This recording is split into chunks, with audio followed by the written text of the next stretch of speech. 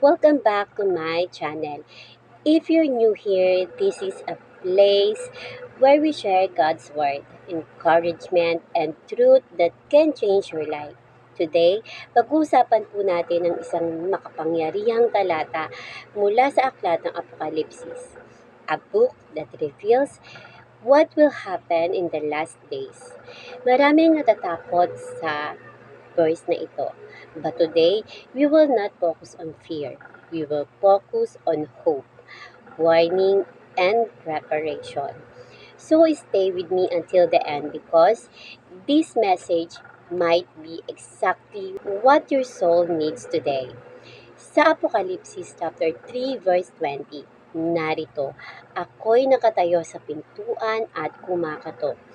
Kung ang sinuman ay makarinig ng aking tinig at magbukas ng pinto, ako'y papasok sa kanya at kakain kasalo niya at siya'y kasalo ko. This verse is very powerful and personal. Jesus is saying, I am standing at the door and knocking. Hindi niya sinisira ang pinto. He is not forcing his way into your life. Instead, he is patiently knocking. This means God respects your free will. He is waiting for you to invite Him into your heart. Maraming tao ang busy sa buhay, work, problems, social media, worries. But they forgot that Jesus is knocking. Ito ang tanong, naririnig mo ba ang kanyang katok?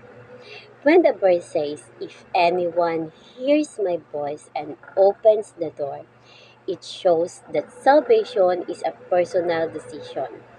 Hindi ito tungkol sa pamilya mo, hindi sa kaibigan mo. Ikaw mismo ang magdedesisyon. And then, Jesus said, I will come in and eat with that person. In biblical times, eating together means relationship, closeness, and fellowship. So, this is not just about religion. This is about having a real relationship with Jesus.